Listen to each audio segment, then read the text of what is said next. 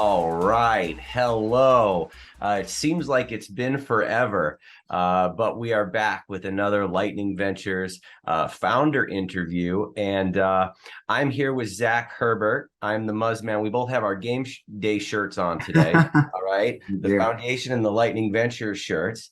And Zach is co-founder and CEO of Foundation Devices.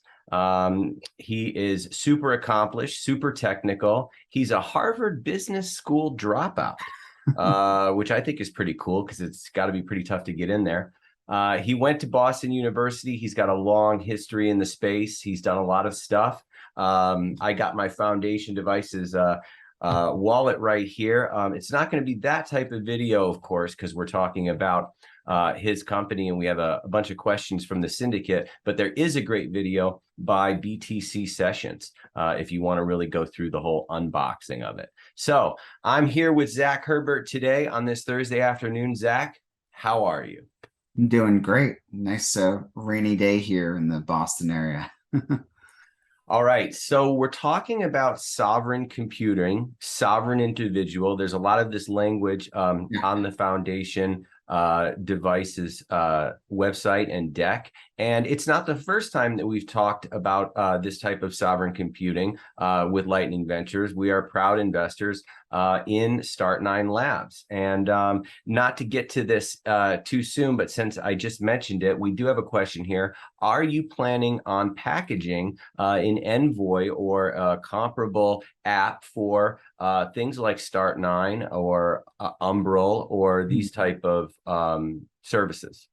So we're not planning on packaging an app necessarily yet, but one of the features that we're really proud of within our Envoy app, which is our passport companion mobile app on iOS and Android, is that you can connect your own node to it. That's something that a lot of wallets have usually further along in the roadmap, but things like Tor connectivity and your own node connection is something that we have already in Envoy.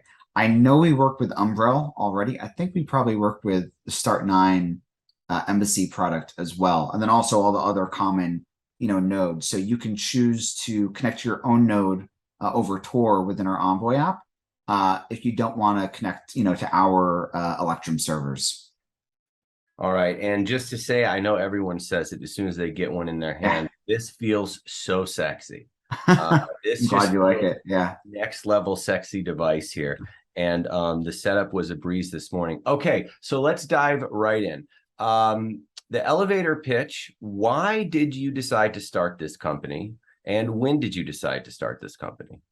Yeah, so we decided to start this company. I think we were speaking about it back in 2019. The founding team worked together. We were actually working at a company that was doing cryptocurrency mining hardware called Obelisk. And we really wanted to work on something more Bitcoin centric, Bitcoin focused. And, we want to be founders. And we had kept talking about hardware wallets. And back in mid 2019, I listened to a podcast with Michael Flaxman on Stefan Livera. I think it was titled something like Why Every Bitcoin Hardware Wallet Sucks. It's a great episode. I highly recommend it for people to go back and listen to that. And there was like a wish list, like a laundry list of items that they were talking about as like the ideal Bitcoin hardware wallet. Things like being air gapped, which is not something that really any device was back then, like especially with camera and QR codes, being easier to use, having a larger display, supporting the open standard for partially signed Bitcoin transactions, PSBTs, and a bunch of other stuff. So we were like, we know how to do hardware. Like we've been working on hardware for a few years now. Let's start this company and just build the ideal Bitcoin hardware wallet that we want for ourselves.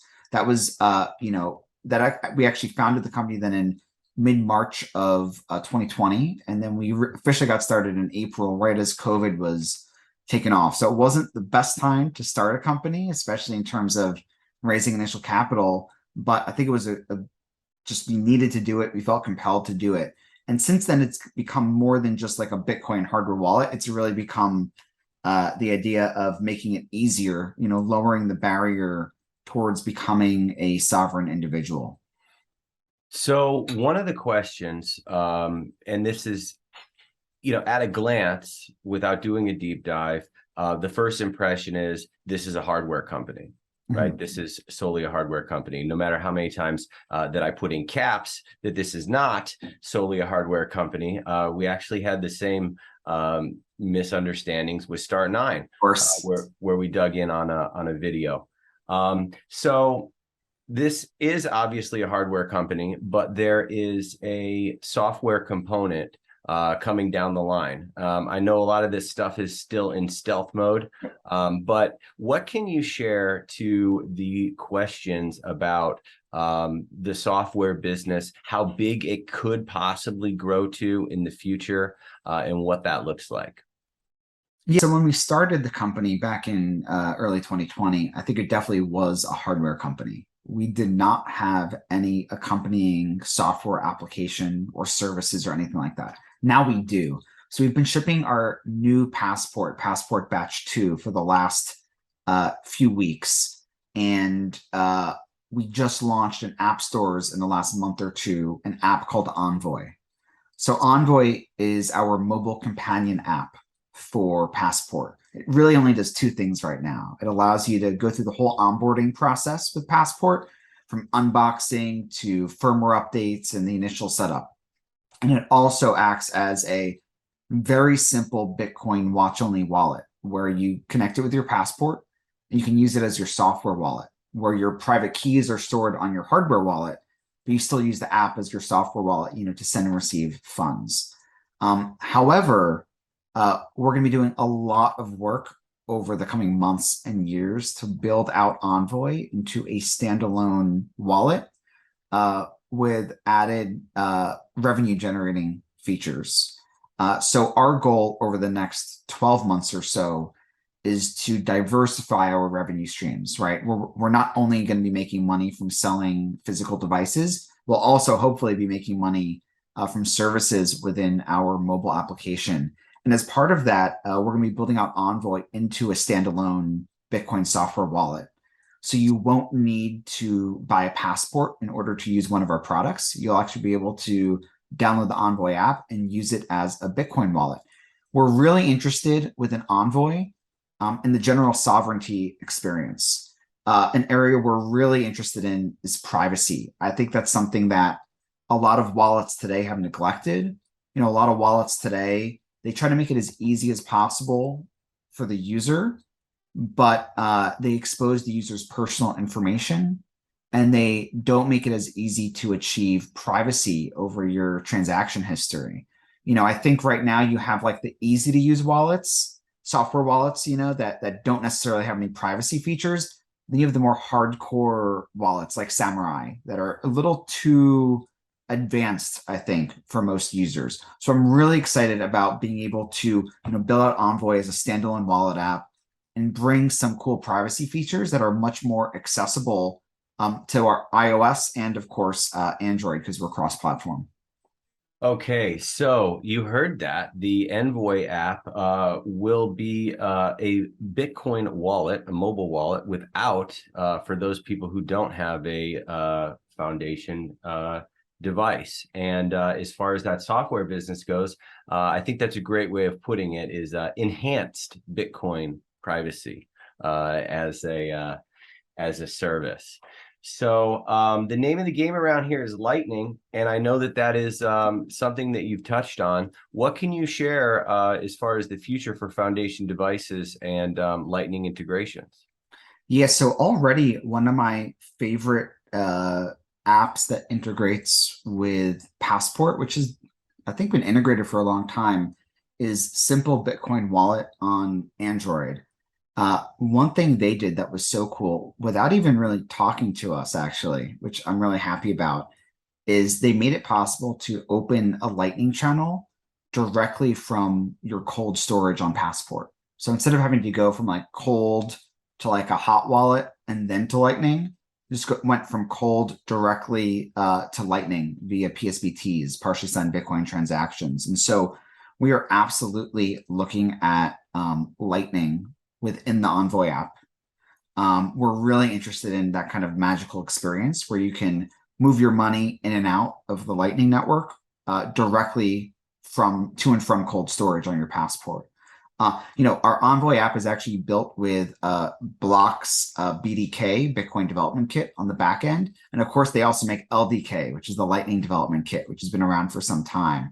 And so when we choose to integrate Lightning into Envoy, we'll definitely be using LDK. We already have plans to do so. So I think the question for us that we're trying to figure out still is, what does the roadmap look like?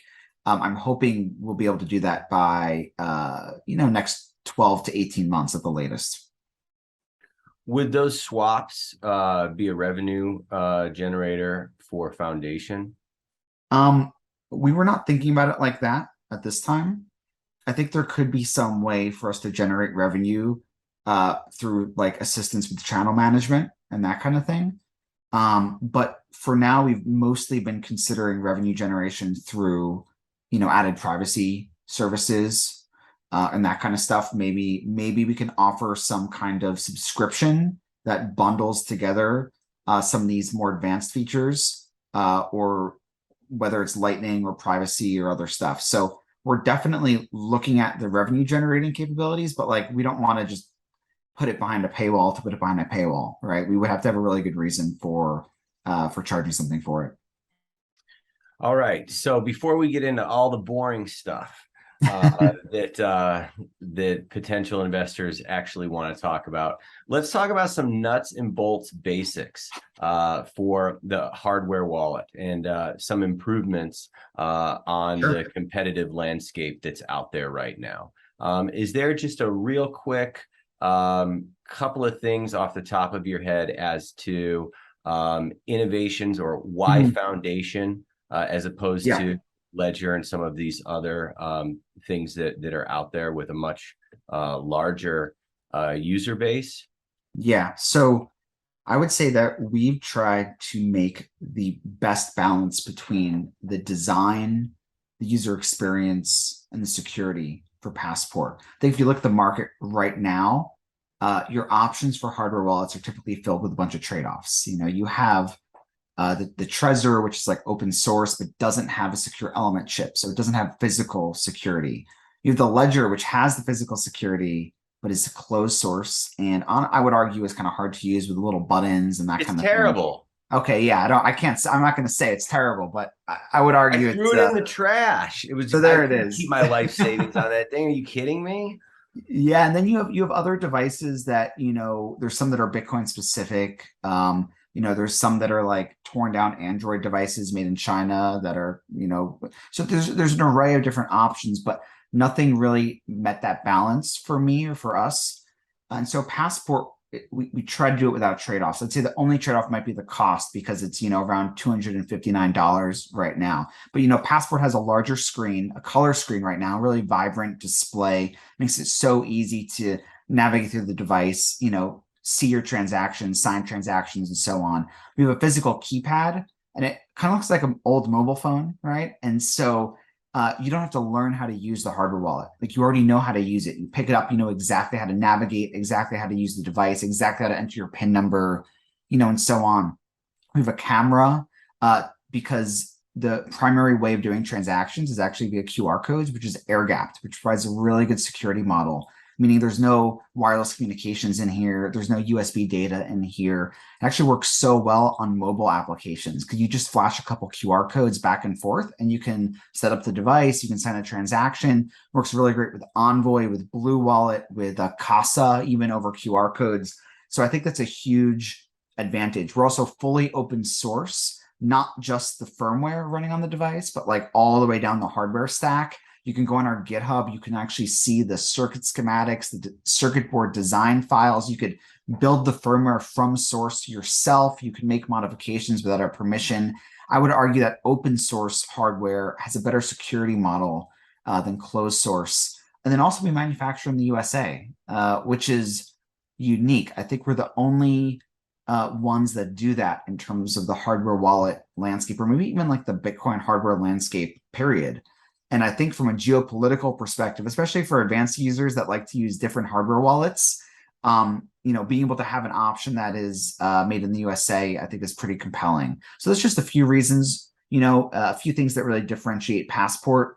I think the only other big thing I would say is with the multi-sig experience, we have like an unparalleled multi-sig experience in terms of being able to store all the details of your multi-sig configuration on device. You can actually scan an address, a receiving address from your multi-sig wallet, and Passport will tell you if that address belongs to your multi-sig. I don't think that's something that any of the other mainstream hardware wallets do. So we designed Passport to really have that best-in-class multi-sig experience, and we're actively trying to keep up with the latest and greatest in terms of Bitcoin development and features like multi-sig. Okay, so love it. Made in the USA. That is awesome. All right, so let's do some housekeeping and some boring stuff here. So Foundation Devices is raising a pretty sizable seed round here, and their cap table is rather impressive. Some of these names you may know: Bolt, Third Prime, Animal Ventures, Fulgur, who sponsors darn near every Bitcoin conference out there, and he's probably the first Bitcoin VC, and I respect him a lot. Yeah. This time around, Polychain Capital is investing, and the round is filling up and going rather well.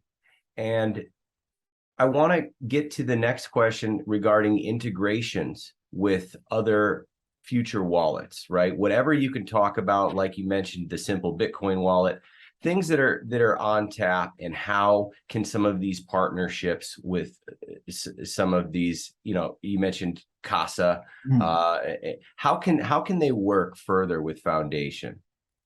Yeah, so I think firstly, we have a really different business model than, say, like a Ledger or Trezor. I think let's take like the Ledger model, for example, where they have their Ledger Live app, and their goal is to push you into the Ledger Live ecosystem.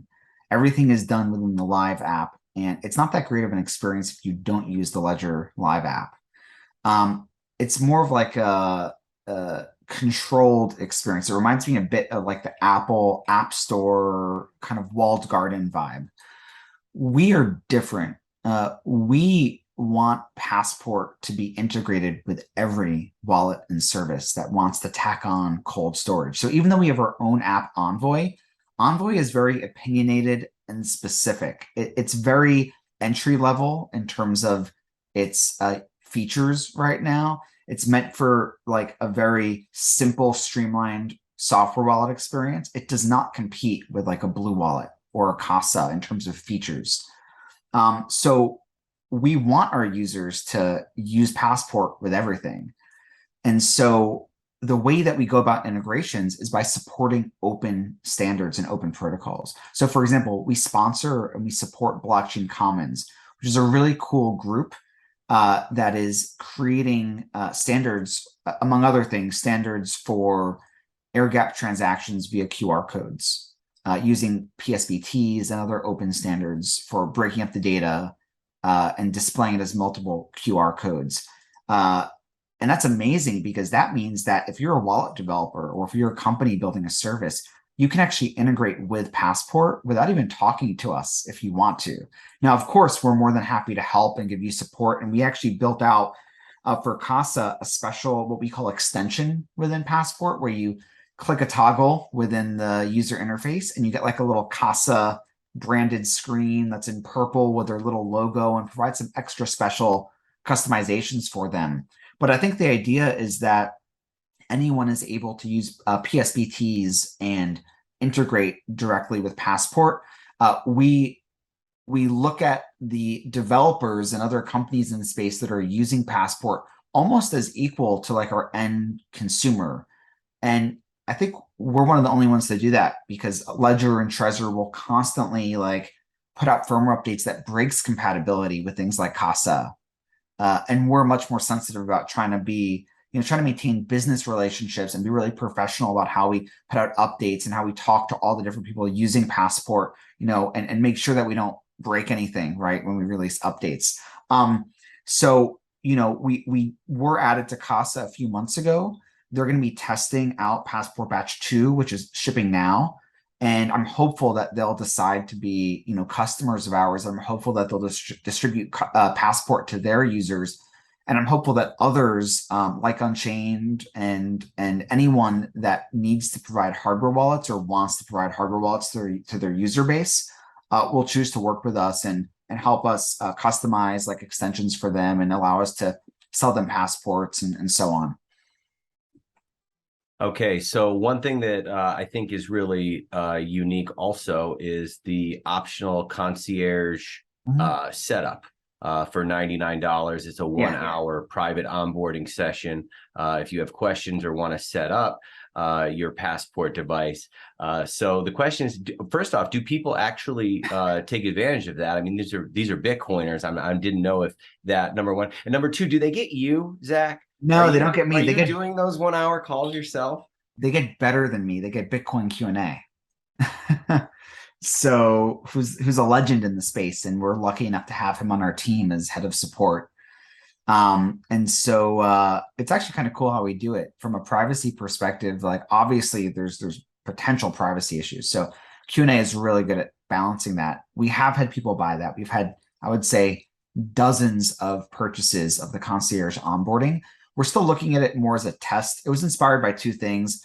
One, obviously Unchained Capital does something like that. They do like a concierge onboarding product as well, which I thought was pretty cool. But two is my first job out of high school was at the Apple Store, and they had an add-on that back in like 2010 that they were trying to push on everyone, which was the Apple one-on-one support, which was $99, and you got like a one-on-one onboarding session to help you learn how to use a Mac or whatever Apple product it was back then.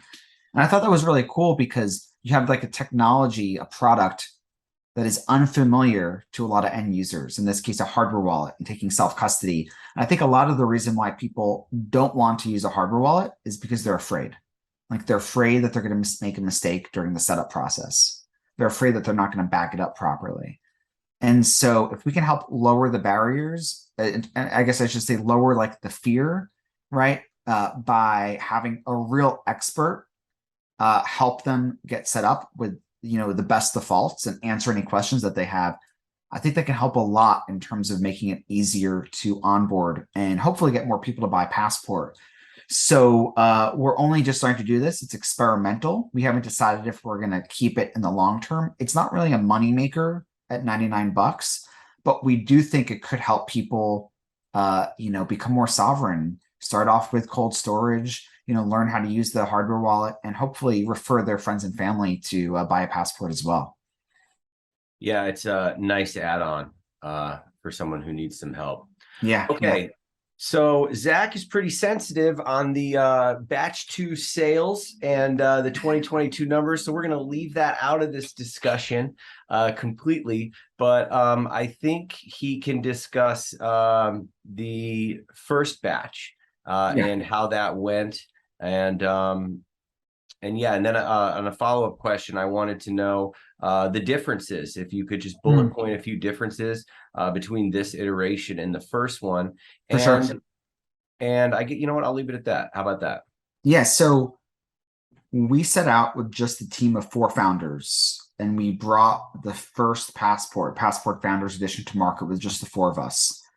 That was before we raised a pre-seed round back in last summer in 2021. So Passport Founders Edition is I would say a little chunkier in terms of comparison with Passport Batch 2.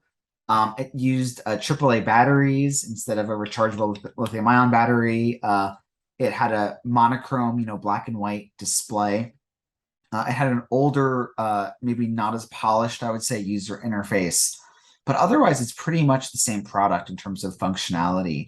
So we set out to, we manufactured 1,000 of those.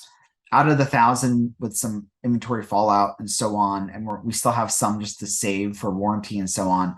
We shipped just about 950 of those. And so that was about $230,000 worth of revenue without accounting for like taxes or shipping or anything like that. So that was our first product. I think it was really successful. The user feedback was excellent. But there was a wish list of things that we wanted to improve. And so what ended up happening, actually, and I don't think I've talked about this anywhere else, so it's fun information, is that with all the supply chain craziness, we wanted to just keep shipping this model. Like we weren't planning to make any dramatic improvement yet, but the LCD screen supplier told us like, hey, like you're not going to have screens until like mid 2022 at the earliest. And they couldn't even have a delivery date for us. So we were faced with a decision as to whether we keep the exact same design and just find like a screen that was around the same size, as the one we were doing before, or go through that wish list and redesign. And we ended up just deciding to do the redesign. And I'm really excited we did that because it took a few months. I think it made our delivery schedule a little bit later because we ended up doing a whole new user interface, and we had to do all new plastic and metal and all the stuff that goes into building a new product. But that means that we did a rapid hardware iteration in less than a year. And that's really cool for a team, for a small team. At this point, 11, 12 people. And so the new one has it's slimmer, it has a color display, it has a standard form factor lithium ion battery. And we shaved a lot of cost out of it. We shaved like $80 off the cost of building it. Maybe like something like between $70 to $80 we reduced in terms of cost. And so we were able to do a better product, check off a lot of our to-do list, really improve the quality of like the actual production, like the plastic, the hand feel, the screen, all this stuff, and reduce costs. So I think it was the right decision. We're going to be selling and shipping this exact form factor, I think, for some time before we replace it. And we're making 2,400 of them right now. We've sold a really good amount of that 2,400, and we're already planning to do thousands more over the next several months. That's awesome. So I don't know if I'm unique with my hardware, but I don't like new things. And I had that first Trezor 1. Yeah. Well, first off, I mean, it was work to get me on that because I was a paper wallet guy forever. Mm-hmm. All right. But, got comfortable with the Trezor. Then I tried them all at the time. Right. Mm-hmm. That's from my class, and threw them all away. And that was it. I never bought the next version Trezor. I will delay doing a software update on my Trezor for like forever. Not the best idea always, but I get it. I don't like to do them. I wait, and then once every 2 years or so, you bust out the second one and put them on there. So do you find, or do you have any info on the people who are purchasing the second gen? Are they people who bought the first, mm-hmm. or are they new customers? This is an interesting business because I've had the same hardware wallet since like 2013. Right. You know what I mean? Like it's not something that wears out. It's not tires on a car. Right. So like how do you find that? Do you find that it's existing customers that want the new one, or is the market just so big that there's constantly new people flooding in, or they're just lunatics who want one of everything and they want to try? Well, there's definitely the latter because we know that, and we also know that like we know there's at least one person who like bought multiple of our Founders Edition and has like at least one that was never taken out of the box, right? And so some people want to collect all of them. I would say firstly, it's a hard question for us to answer because we purge our customer information. And so we're not like sitting there tracking and matching up like email addresses and orders and so on. That being said, we gave all of our Founders Edition customers a coupon to purchase a Passport Batch 2. And a really significant chunk of our orders are from Founders Edition customers, which to me is really promising. That's like a significant vote of confidence that we're having, return customers. And we even made our Envoy app work with Founders Edition from day one so that you can link, your hardware wallet from last year from us and then also buy a new one. You see both of them side by side in the app. It's really cool. I don't have exact numbers, but I would say at least like 10 to 20% are, repeat customers. But in terms of like growth potential, the hardware wallet space and like self-custody and sovereignty and all that, it's very early. Like if you were to take the public numbers from Ledger in terms of their sales and try to estimate how many hardware wallets have been sold to date, my guess is that 5 to 10 million of like Ledger, Trezors, and the other ones. I don't really know about like the China companies and that kind of stuff, but in terms of mainstream, you're definitely in like the single digit millions of units. You compare that with like the stats out there for Bitcoin and cryptocurrency users, and that means we're at like a very small percentage in terms of penetrating like the existing market of all cryptocurrency users. And so I hope that a lot of our growth will come from people who have been intimidated with the existing hardware wallets and self custody, have their coins sitting on an exchange, and are starting to wake up to the importance of sovereignty. So my hope is that Bitcoiners who are experts, who use all the hardware wallets, when they're thinking about recommending a product to their friends and family, will consider recommending Passport. And especially because our Envoy app is so easy to use if it's like your first software wallet, where it works perfectly with the hardware wallet. And then you have a really easy experience. It's Bitcoin centric, and you're not compromising on your privacy either. And my hope is that, well, actually, not even hope, like our plan is to tailor a lot of our content over the coming years to those people that are starting to wake up to the importance of sovereignty, but don't really know what to do. And our hope is that we can empower them with self-custody. So I don't want to put everyone to sleep here. We'll try to keep it short. But so there's rave reviews everywhere that you look. And there's actually a great review slide in the deck that has a lot of good feedback. And it's funny because somebody in our syndicate, after this deal went out, they said my tweet made the deck. So I thought that was pretty funny. All right, so you mentioned the team a bit earlier. That was a team of 4. Just real quickly, how many are on the team now? Full-time, part-time?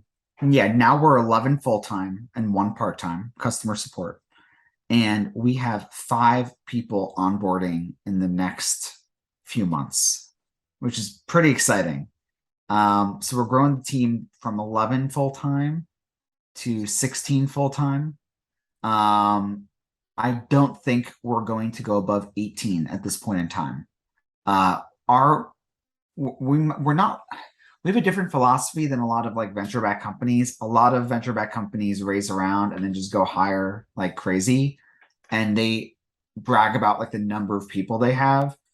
For us, I think we really want to maximize ultimately that revenue per employee metric. We really want to have a multidisciplinary team. I call them like T-shaped, where you're broad in multiple areas and deep in one area. Andy, our head of design, calls them hybrids because everyone is like able to do a lot of different things. But we just want to have this like extremely strong team of A players that are capable of working on an array of disciplines and building an array of different kinds of products. And so I think by end of this calendar year, beginning of next year, we'll be 18. And then we won't look to hire more until either we're like very profitable or until we raise like a Series A.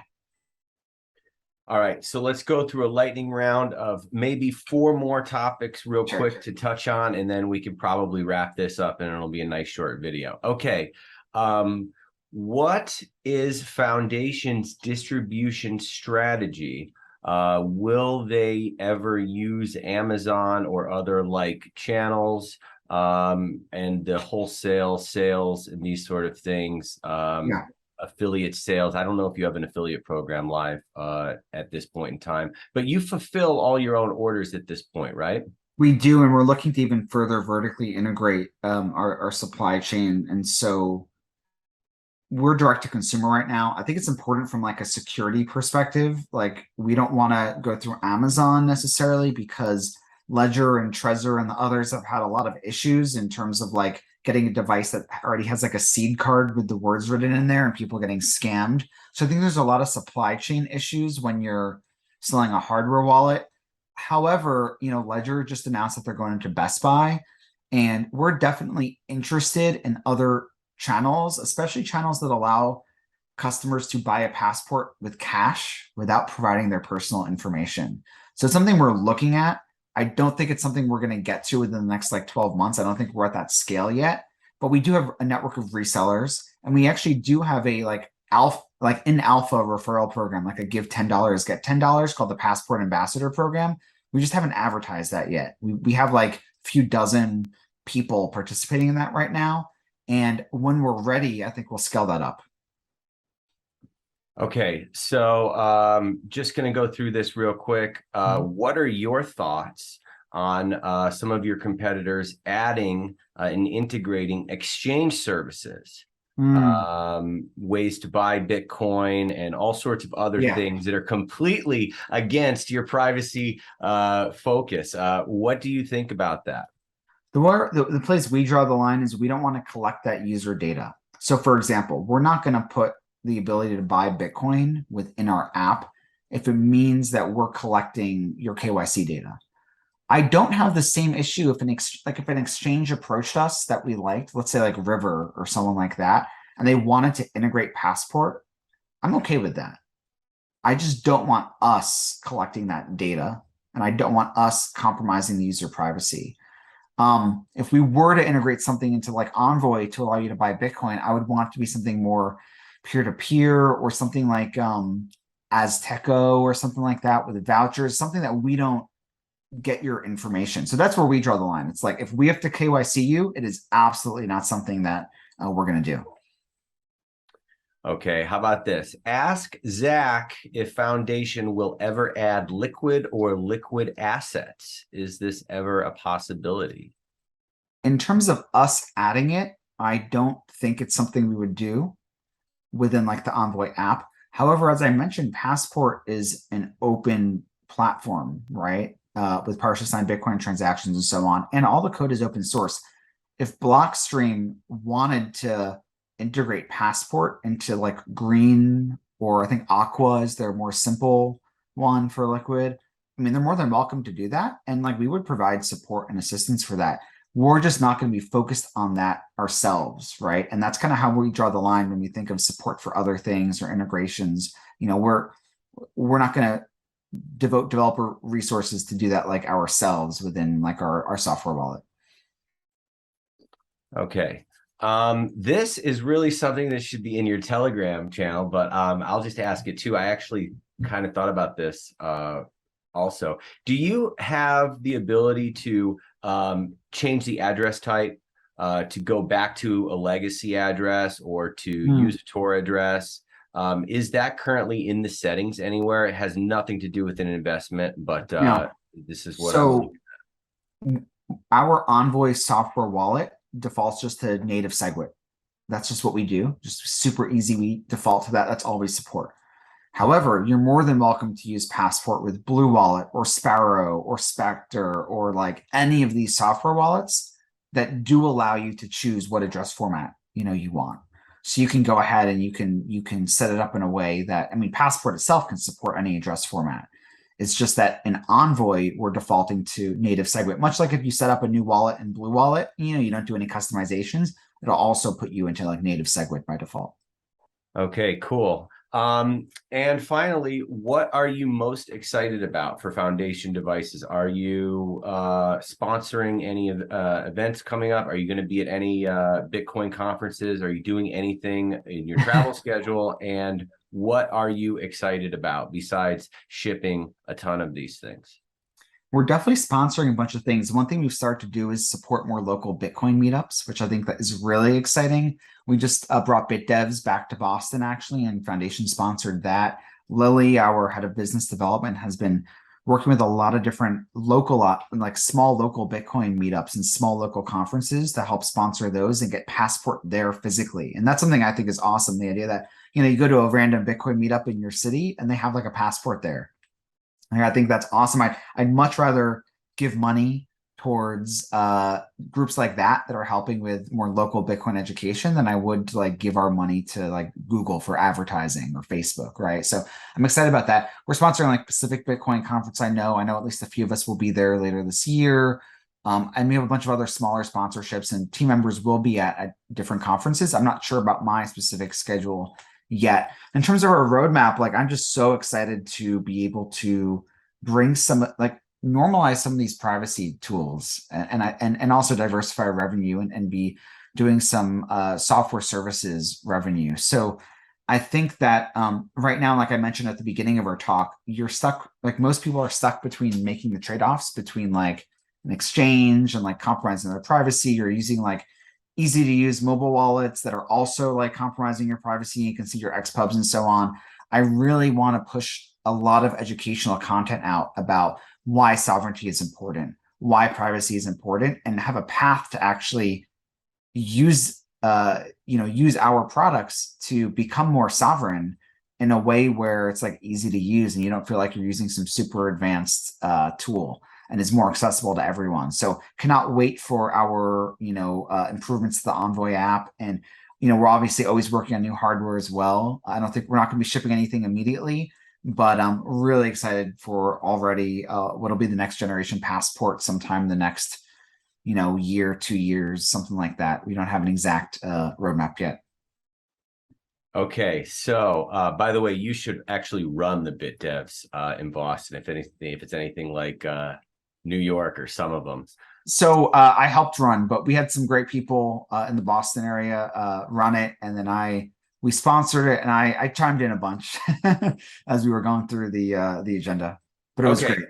So finally, you're talking about privacy tools, you're talking about software services, and I just want to just tease it out there, ask one more time to see, is there anything that might ever happen with Foundation devices in this world that's maybe not necessarily related to Bitcoin? Yes, definitely. I've always called us a Bitcoin centric like sovereignty company, basically. So we're not one of those Bitcoin only companies in the sense that we're only making Bitcoin tools. The way I look at it is we're making tools for the sovereign individual, right? And it just so happens that I think Bitcoin is the most important tool and the focus, I think, of everything.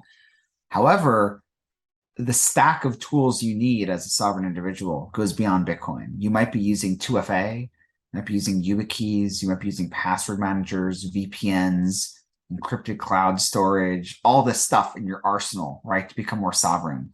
And a lot of that is hard to use. A lot of that is inaccessible to like normal users. A lot of that is very fragmented, where you might be using 5 to 10 different products or applications. We're definitely looking to try to converge all of that into like a single product suite. So while I think Bitcoin is always going to be at the center of what we do, I think we're hoping to really build out that toolkit that you need to become more sovereign. Awesome. That was much more of an answer than I was expecting to get out of you. Yeah, well, it's nothing concrete yet, right? Like we're pretty focused and like we have a lot to do even in the next year just to build out Envoy as a standalone wallet. But I think it's important that we're thinking about this stuff like as we look at the next few years. All right, cool. Well, that does it for us here. And I want to thank you, Zach, for letting us participate. And I hope that we can support and champion your company moving forward. It's really been a fast-moving, awesome deal for the syndicate. And I know we got a lot of people here that are investing and very excited about what you're doing. So thanks for taking some time and chatting and all that good stuff. Thank you. Yeah, thank you, everyone.